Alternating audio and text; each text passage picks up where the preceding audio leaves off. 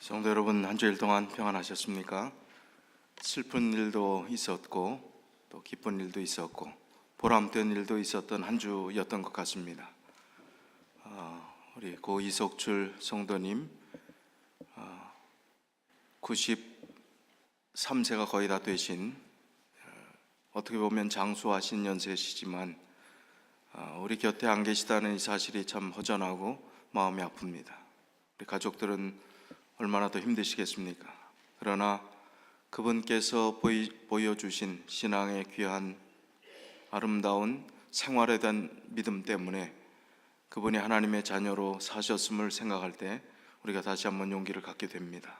그리고 부활의 소망이 우리에게 있다는 사실, 구원자 되시는 예수 그리스도가 있다는 사실로 인해서 다시 한번 용기를 낼 수 있는 것 같습니다. 우리 모든 가족들에게 하나님의 크신 위로와 또 부활의 소망으로 힘차게 이겨나가게 되시기를 간절히 바랍니다. 저희가 지난 화요일에는 아시안 복지센터, 그곳에 있는 어르신들을 추석 격려 잔치를 해드렸습니다. 140여 명 정도 참석하셨다는 말씀을 들었습니다. 보통 한 60여 명 참석하시는 자리에 140여 명이 오셔갖고 음식이 모자랄까 걱정했는데 모자르지 않을 정도로 풍성히 잘 준비해 가셔서 잘 대접해 드렸고, 그곳에서 감사의 인사를 전해 오셨습니다. 그 일을 위해서 수고하신 우리 모든 성도님들께 감사를 드립니다. 오늘은 예수, 제목이 너무 광범위하지 않습니까? 예수, 그의 이름 속에 나타난 두 가지 사명을 살펴보고자 합니다. 본문의 말씀 마태복음 1장 21절로 23절까지 읽도록 하겠습니다. 아들을 낳으리니 이름을 예수라 하라. 이는 그가 자기 백성을 저희 죄에서 구원할 자이심이라 하니라. 이 모든 일에 된 것은 주께서 선지자로 하신 말씀을 이루려 하심이니 가라사대 보라, 처녀가 잉태하여 아들을 낳을 것이요 그 이름을 임마누엘이라 하리라 하셨으니 이를 번역한즉 하나님이 우리와 함께 계시다 함이라. 자, 오늘 이 두 성경절에서 예수님의 사명이 두 가지가 드러나 있습니다. 예수 그리스도의 정체성, 아이덴티티라고 하는 그 정체성이 두 가지가 드러나 있습니다. 자, 21절에 예수님의 이름의 뜻이 뭐라고요? 자기 백성을 저희 죄에서 구원할 자, 구원자라는 사명과 정체성이 드러납니다. 23절에 그 이름을 임마누엘이라 하리라. 이를 번역하니까 임마누엘이 뭐라고요? 하나님이 우리와 함께 계시다. 구원자와 함께 계시는 분이시다 하는 이 두 가지가 예수님의 이름 속에 담겨진 귀중한 사명입니다. 이 두 가지 내용을 가지고 예수, 그분이 우리의 삶에 얼마나 귀한 분이시고 그분으로 인해서 우리가 얼마나 감격 가운데 살아야 될지 말씀을 통해서 살펴보도록 하겠습니다. 기독교의 대표 성경절을 대라면 뭐라고 하겠습니까? 요한복음 3장 16절입니다. 3장 16절 17절의 말씀을 보면요, 하나님이 세상을 이처럼 사랑하사 독생자를 주셨으니 이는 저를 믿는 자마다 멸망치 않고 영생을 얻게 하려 하심이니라. 하나님이 그 아들을 세상에 보내신 것은 세상을 심판하려 하심이 아니요 저로 말미암아 세상이 구원을 받게 하려 하심이라. 17절에 예수님이 이 땅에 오신 목적은 뭐라고요? 구원을 위해서 오셨다고요. 하나님의 형상을 닮은 하나님이 가장 사랑하시는 존재인 인간의 구원을 위해서 예수님께서 이 땅에 오셨음을 분명하게 말씀해 주셨습니다.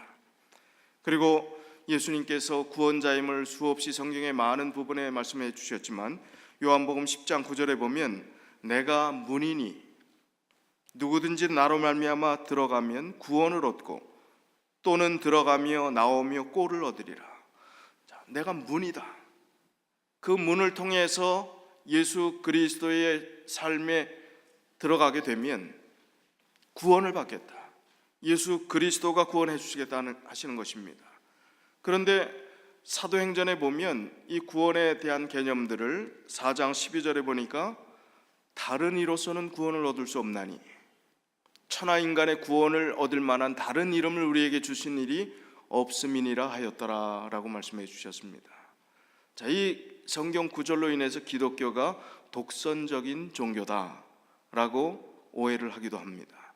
왜 모든 종교는 선하고 좋은 것 이야기하고 자비를 이야기하고 하는데 기독교 너희만 구원이 있다고 하느냐, 예수만 구원을 받는다고 하느냐라고 비난을 하기도 합니다. 그러나 다른 이로서 구원을 얻을 수 없나니 하는 이 말씀에 책임질 만한 분명한 답변을 예수 그리스도의 삶을 통해서 보여주셨습니다. 하나님이 인간이 되었다 하는 그 사실, 신이 낮아지시되 인간이 되셨다 하는 그 사실을 우리가 얼만큼 어느 정도 이해할 수 있을까요? 하나님이 인간이 되었다는 이 사실을 이해하는 것은 사람이 개미가 되었다 하는 그것보다도 더 많은 격차, 또 더 많은 차이를 하나님께서 그렇게 인간이 되셨다 하는 그 표현과 견줄 수 없는 그런 표현이라고 생각합니다. 하나님께서 인간이 되셨다는 그 사실, 다른 어떤 종교가 신이 비하하고 또 낮아지고 비우고 하는 그런 종교가 있겠습니까? 다 신들을 달래야 하고 신들에게 잘 빌어야 되고 신들을 노여움 갖지 않도록 해야 겨우 복을 좀 줄까 말까 하는데, 인간이 되셔서 그 모든 것 생명까지 다 주시고 우리의 구원을 위해서 예수님이 남는 장사가 되겠습니까? 뭐 좀 남는 게 있으십니까? 그렇게 하셔서 이득이 좀 있으시냔 말이에요. 우리를 구원해 주셔서 아무런, 그야말로 이해타산을 따져봐도 아무런 이득이 없는 그런 관계임에도 불구하고 예수님께서 우리를 위해서 모든 것을 희생하시고 생명까지 주신 그분이시기 때문에 다른 이로서 구원받을, 구원을 줄 그런 이름이 없다 하는 말을 할 수 있는 것입니다. 로마서 5장 8절로 10절에요. 우리가 아직 죄인 되었을 때에, 중요한 말입니다. 우리가 하나님도 알지 못했을 때에 그리스도께서 우리를 위하여 죽으심으로 하나님께서 우리에게 대한 자기의 사랑을 확증하셨느니라. 그러면 이제 우리가 그 피를 인하여 의롭다 하심을 얻었은즉 더욱 그로 말미암아 진노하심에서 구원을 얻을 것이니, 곧 우리가 원수 되었을 때에 그 아들의 죽으심으로 말미암아 하나님으로 더불어 화목되었은즉 화목된 자로서는 더욱 그의 살으심을 인하여 구원을 얻을 것이니라. 이 구원에 대한 성경 구절을 좀 많이 이야기하는 그 이유를 좀 잘 생각해 보시면 좋겠습니다. 예수, 우리가 수없이 들은 그 예수님에 대한 그 이름을 생각하면서 그분이 나의 구원자라고 얼마나 가깝게 느끼면서 생활해 오셨습니까? 신앙생활 하시면서 예수, 그분은 나의 구원자야, 나를 구원하실 분이야, 어떤 느낌을 가지시는지 모르겠어요. 믿는다는 개념 속에서, 신앙생활 한다는 그 개념 속에서 구원자 되시는 예수 그리스도와 나의 관계를 한번 생각해 보자는 것입니다. 에베소서 2장 5절로 8절이요. 허물로 죽은 우리를 그리스도 예수 안에서 살리셨고 너희가 은혜로 구원을 얻은 것이라. 또 함께 일으키사 그리스도 예수 안에서 함께 하늘에 앉히시니 이는 그리스도 예수 안에서 우리에게 자비하심으로써 그 은혜의 지극히 풍성함을 오는 여러 세대에 나타내려 하심이니라. 너희가 그 은혜를 인하여 믿음으로 말미암아 구원을 얻었나니 이것은 너희에게서 난 것이 아니요 하나님의 선물이라. 자, 우리가 굉장히 노력하고 굉장히 희생하고 헌신하고 굉장한 율법을 잘 지켜서 하나님께서 우리를 구원해 주셨다고요? 아닙니다. 정말 우리는 죽었다 깨나도 되지 않을 사람들이었지만, 그러나 주님께서 은혜로 선물로 우리를 후대하셔서 우리를 인정해 주셔서, 자격이 안 되지만 사랑해 주셔서 구원을 베풀어 주셨다는 사실입니다. 선물이라, 대가 없는 선물입니다. 그래서 우리가 그 선물을 받은 존재로서 우리가 어떤 존재이며 또 우리의 자격은 지금 어떤 자격을 가지고 신앙생활 하는지를 잘 알아야 하는 것입니다.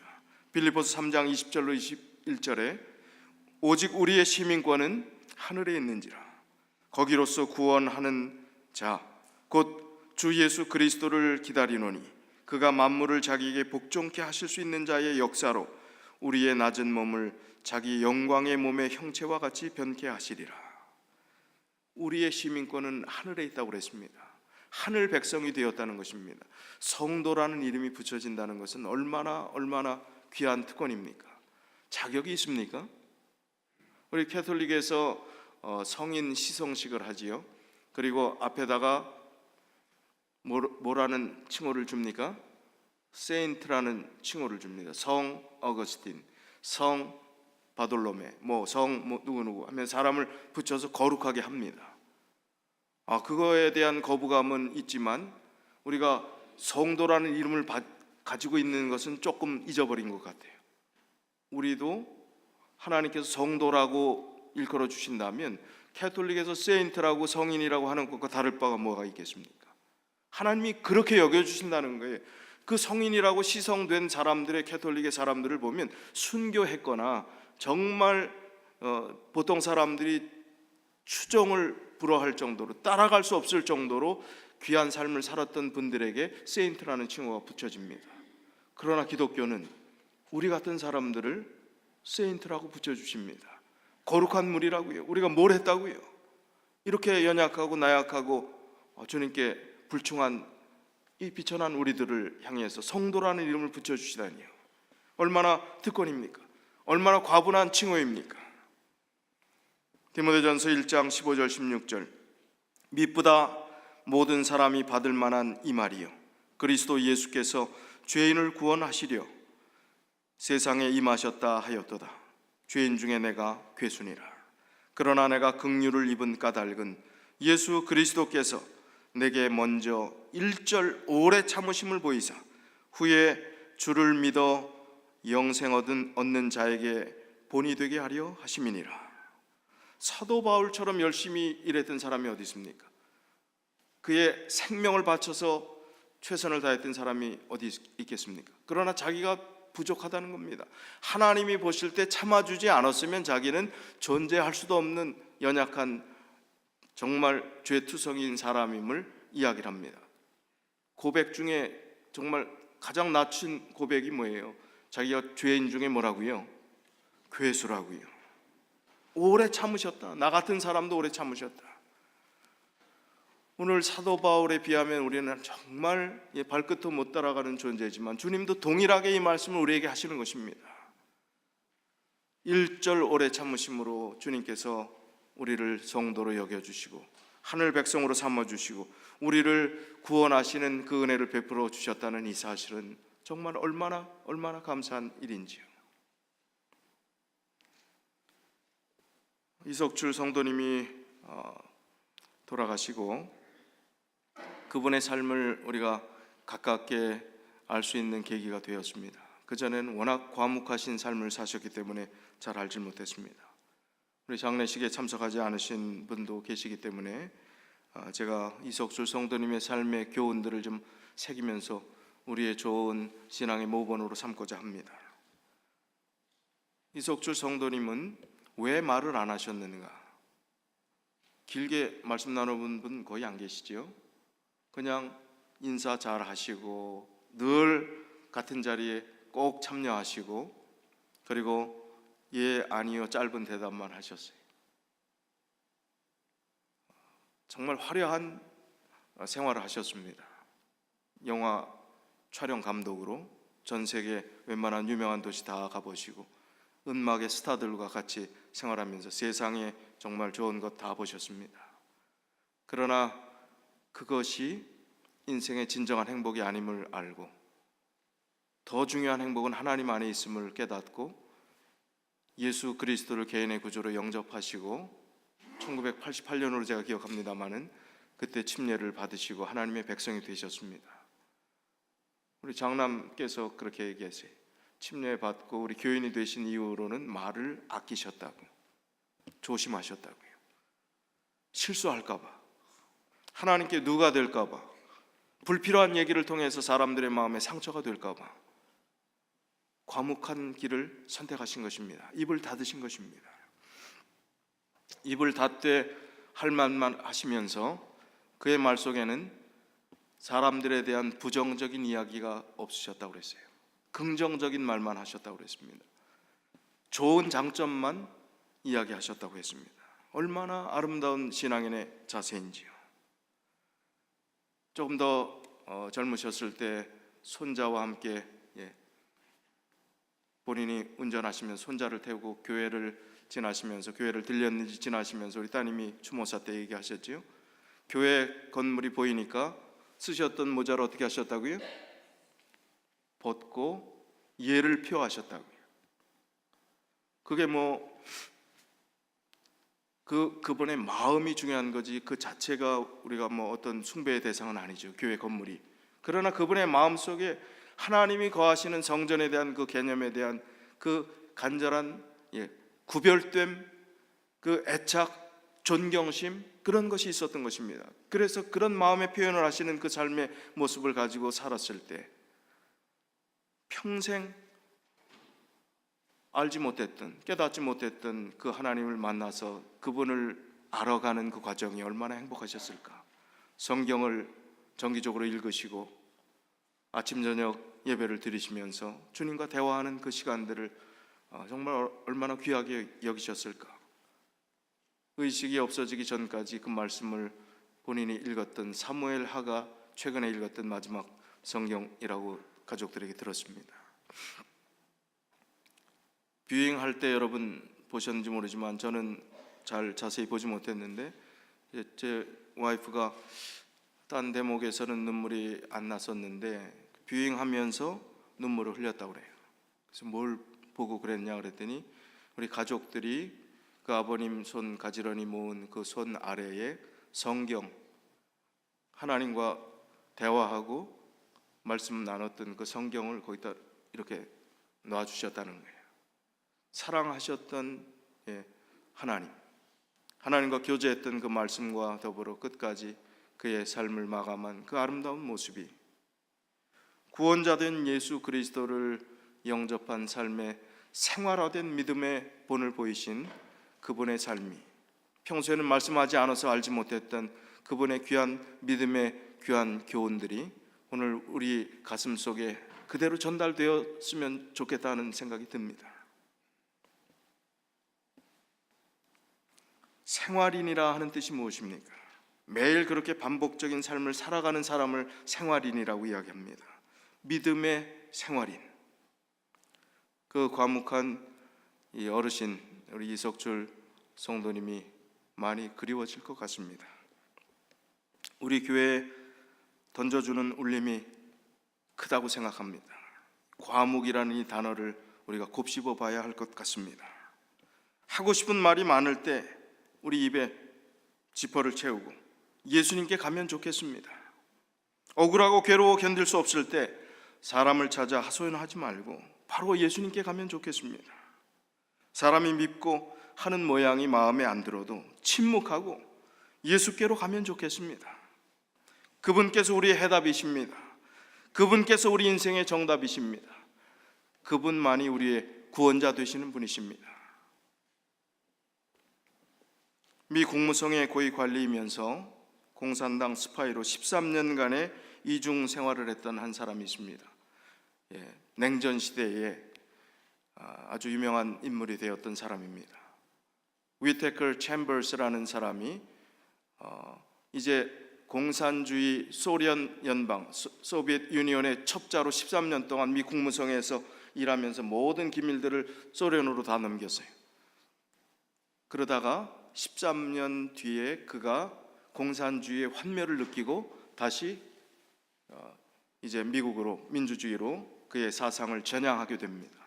거기에 나온 기록이 위트니스라는 책에 나오는데, 이 사람이 왜 공산당원이 되었는지, 왜 탈당하고 다시 미국의 민주주의로 전향하게 되었는지 그 이유를 거기에 써놓고 있습니다. 이 위테커는 자기가 한 번 사는 인생에서 태어났다면 평생을 걸고 끊임없이 추구해야 될 두 가지 과제가 있는데, 그 중에 하나는 내가 꼭 살아야 될 이유, 또 하나는 내가 마음 놓고 죽을 수 있는 이유. 두 가지가 자기 삶의 가장 소중한 것으로 생각했다는 것입니다. 젊은 시절부터, 어릴 때부터.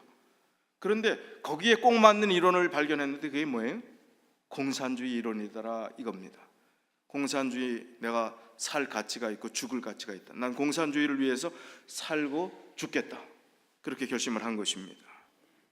그런데 공산주의의 세계에서 처음에는 참 황홀하고 그 이념이 너무 좋고 행복한 시간들을 보냈지만, 조금 더 그의 직급이 높아지고 더 그 세계를 알아가면서 이제 마음속에 회의가 들기 시작했습니다. 더 깊이 들어가 보니까 그 체계가 오히려 더 부패하고 불평등한 죄악을 저지른다는 것을 알게 되었습니다. 특권층의 그 부패상, 그 권력의 잘못된 환멸을 느끼게 됩니다. 그런데 사실 그가 공산주의 환멸을 느꼈기 때문에 이쪽으로 온 것이 아니에요. 전향한 것이 아닙니다. 다시 전향한 것이 아닙니다. 중요한 이야기가 하나 있습니다. 그가 볼티모어에 살았었는데, 그 집에서 어린 딸을 바라보면서 결정적인 계기가 되었습니다. 자기 딸을, 어린 딸을 이렇게 물끄러미 바라보고 있는데 불현듯 이런 생각이 들더랍니다. 너무너무 귀엽다. 내가 낳았어도 이렇게 이쁠 수가 있을까? 눈, 코 하나 예쁘지 않은 것이 없다. 눈에 넣어도 아프지 않겠다. 우리 한국식 표현으로 하면 입가에 미소가 번집니다. 보기만 해도 행복합니다. 내 삶에 가장 잘한 일이 이 자녀를 얻은 것이구나. 가장 큰 행복이 이 자녀구나. 아이스크림을 더 묻히고 콧물을 줄줄 흘려도 그렇게 이쁠 수가 없어요.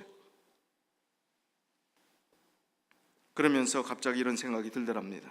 공산주의는 창조론을 인정하지 않고 유물사관을 가지고 있고 기독교를 아편이라고 하고 종교를 배제하는 그런 입장이지요. 그래서 진화론은 오히려 더 숭앙하는지 모르겠습니다. 자기의 사상된 두뇌의 개념 속에 하나님은 없었습니다. 창조라는 건 있을 수 없는 이야기였습니다. 그의 머릿속에 떠오르는 생각은, 과연 저런 아이가 자연의 원자들의 우연히 합성되어서 생긴 결과물일까? 정기적 자극으로 단백질 원자가 분자되고 그래서 단세포를 형성해서 아메바가 되어서 그게 점점 자라나 물고기가 되고 또 양서류를 거치고 원숭이를 거쳐서 인간이 될 수 있을까? 의심이 생기기 시작했습니다. 생각하면 생각할수록 도저히 그렇지 않을 것 같다는 심증이 들기 시작했습니다. 저렇게나 아름답고 너무나 섬세한 아이라면 반드시 선하고 완전하며 아주 정밀한 설계자, 창조주가 있을 것으로 마음속에 이제 믿음이 생기기 시작했습니다. 생전 처음으로 하나님의 손이 그의 영혼을 터치해주는 그 느낌을 체험하게 됩니다. 그리고 자기 인생 일대의 대전환점이 거기서부터 시작되었다고 이야기를 합니다. 창조주 하나님, 구원자 하나님, 예수 그리스도를 발견하게 된 것입니다. 그리고 그의 삶을 전향하여 이제 그가 오래 살진 못했지만 예수 그리스도를 바로 전하는 사명을 다했고, 또 그 책을 통해서 공산주의의 잘못된 허구를 실상을 낱낱이 폭로하는 그 역할들을 하게 된 것이었습니다. 그 자신의 삶의 목적이 꼭 살아야 할 이유와 마음 놓고 죽을 이유를 찾는 것이라고 한 말, 너무나 맞는 이야기입니다. 여러분, 공산주의에서 이 해답을 찾았다가 그것은 아니었음을 알고 하나님 안에서, 예수 그리스도 안에서 그 해답을 찾은 이 휘데커 챔버스의 그 이야기가 오늘 우리에게 다시 한번 던져질 질문이 되어야 하지 않겠습니까? 여러분, 살아야 될 이유를 어디서 찾으십니까? 마음 놓고 죽어야 될 이유를 어디서 찾으십니까? 예수 그리스도, 그분 외에 찾을 수 있는 해답이 있습니까? 없습니다. 그래서 오늘 우리가 이 자리에 있는 것입니다. 부족하고 연약하지만 선물로 주신 구원의 그 은혜에 감격하여 우리가 주님의 말씀대로 최선을 다해 살고 주님께서 걸어가신 그 길을 걷기 위해서 희생하고 봉사하고, 이 안식일도 어렵지만 지키려고 최선을 다하고 하는 것입니다. 그 하나님께서 우리와 함께 해주시겠다. 그분의 이름 속에 나타난 두 번째 정체성은 임마누엘입니다. 그의 사명입니다. 함께 계시겠다는 말씀입니다. 이 말씀은 어디에 있는 예언을 그대로 적용한 것입니까? 이사야 선지자가 이사야 7장 14절에 보라 처녀가 잉태하여 아들을 낳으리니 그 이름을 임마누엘이라 하라. 이 말씀이 이제 마태복음 1장 23절 24절에 기록된 것입니다. 마태복음 28장 20절, 마태복음의 제일 마지막 절 하단에 보면 내가 세상 끝날까지 너희와 항상 함께 있으리라. 임마누엘 하나님의 아들로 이 땅에 오신, 함께 하시겠다고 시작하신 아기 예수로 오신 예수 그리스도께서 이 세상 끝날까지 어떻게 하겠다고요? 우리와 함께 하시겠다고요. 함께 계시겠다고요. 함께 계시겠다고 하는데 우리가 외로워할 필요가 있겠습니까? 괴로워할 필요가 있겠습니까? 함께 계시는 예수님이 없다고 느껴질 때, 그분의 임재가 우리 곁에서 느껴지지 않을 때 우리는 외롭습니다. 힘듭니다. 고달픕니다. 견딜 수 없어요. 그러나 함께 하시겠다고 하신 임마누엘 하나님을, 예수 그리스도가 임마누엘이심을 깨닫게 된다면 우리는 극복하지 못할 일이 있을까요? 극복하지 못할 괴로움이 없을 것입니다. 히브리서 13장 5절에 그가 친히 말씀하시기를 내가 과연 너희를 버리지 아니하고 과연 너희를 떠나지 아니하리라. 버리지 않겠다고요. 떠나지 않겠다고요. 끝까지 함께 항상 같이 하시겠다고요. 임마누엘 하나님, 바로 예수 그리스도, 그분이 우리의 주인 되시는 분이시라는 것입니다. 베데스다의 이야기를 조금 하려고 합니다. 요한복음 5장 1절로 9절에 보면 그 후에 유대인의 명절이 있어 유월절을 가리킵니다. 예수께서 예루살렘에 올라가시니라. 예루살렘에 있는 양문 곁에 히브리 말로 베데스다라 하는 못이 있는데 거기 행각 5이 있고 그 안에 많은 병자, 소경, 절뚝발이, 혈기 마른 자들이 누워 물의 동함을 기다리니 이는 천사가 가끔 못에 내려와 물을 동하게 하는데 동안 위에 먼저 들어가는 자는 어떤 병에 걸렸든지 낫게 되미러라. 거기 38년 된 병자가 있더라. 예수께서 그 누운 것을 보시고 병이 벌써 오랜 줄 아시고 이르시되 내가 낫고자 하느냐. 병자가 대답하여 하되 주여 물이 동할 때에 나를 못에 넣어줄 사람이 없어 내가 가는 동안에 다른 사람이 먼저 내려가나이다. 예수께서 가라사대 일어나 내 자리를 들고 걸어가라 하시니 그 사람이 곧 나와서 자리를 들고 걸어가니라. 이날은 안식일이니. 자, 베데스다의 이야기는 너무나 많이 들었습니다. 베데스다라는 뜻이 무슨 뜻인지 아십니까? 자비의 집이라는 뜻입니다. 자비의 집. 근데 그곳에 자비가 있는 상황입니까? 예수님이 중풍병자를 만나기 전까지 상황들을 한번 우리가 추측을 해보십시다. 거기는 살벌한 경쟁만이 있는 장소예요. 누구든지 먼저 사람을 밟고 뛰어넘어 못에 먼저 들어가는 것이 그곳의 풍경이었습니다. 예절도 없고 양심도 없고 아무런 인간의 어떤 덕성이라는 것을 찾아볼 수 없었던 아비규환의 그 현장이 바로 베데스다의 못이에요. 자비의 집이라고 하는 이름하고 맞습니까? 앞에 무자만 붙이면 어떤 집이에요? 무자비한 그야말로 무자비하다 그러는 게 굉장히 좀 격한 표현이지 않습니까? 별로 격한 표현도 아닌데 자비가 없다는 뜻 정도인데 아주 무자비하다 그러면 엄청나게 세게 들리잖아요. 무자비한 곳이었습니다. 예수가 있기 전에는. 함께 하시는 예수가 있고 없고의 차이를 우리가 보자는 것입니다. 베데스다의 그 살벌한 그 상황, 예수가 없는 그곳에는 경쟁뿐이었습니다.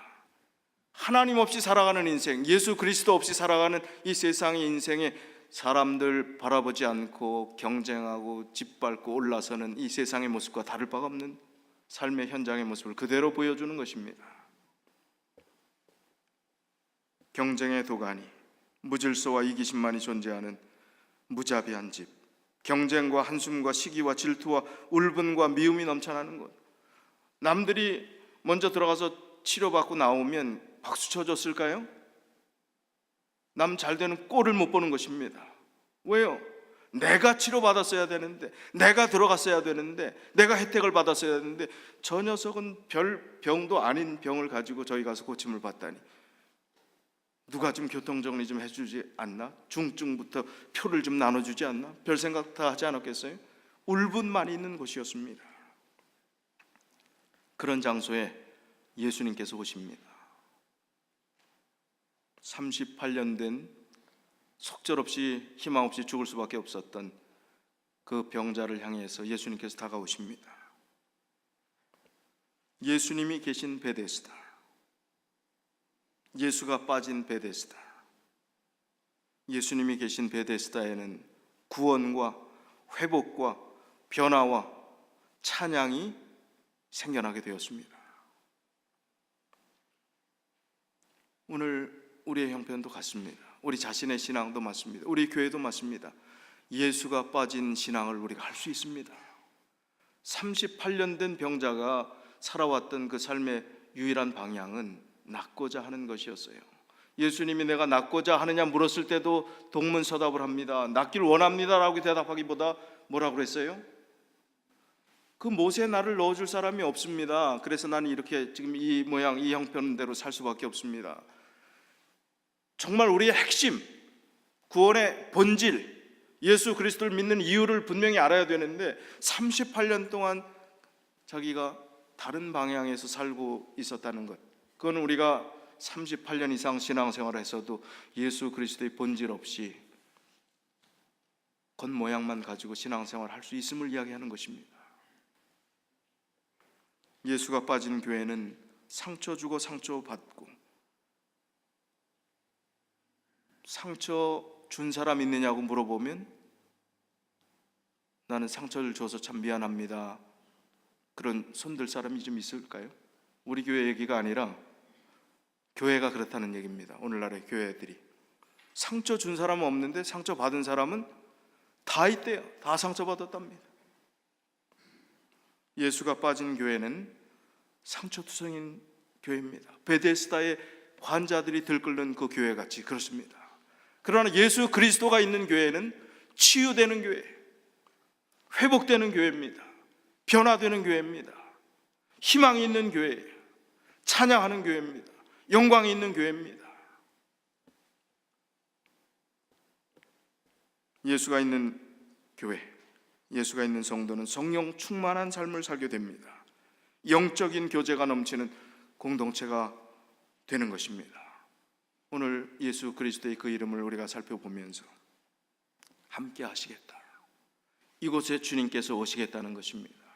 임재하시겠다는 것입니다. 그 주님의 임재를 마음 문을 열고 받아들이는 것은 우리의 선택입니다. 하나님께서 주신 자유의지입니다. 구원자 되시는 예수 그리스도, 영원히 함께 하시겠다고, 끝까지 책임져 주시겠다고 하신 예수 그리스도를 우리가 정말 침례받을 때 한번 개인의 구주로 영접하시겠습니다 라고 하는 질문 말고, 오늘 이 시간에 예수 그리스도를 개인의 구주로 여러분이 영접하시겠습니까? 라는 질문에 여러분 아멘하고 답하시겠습니까?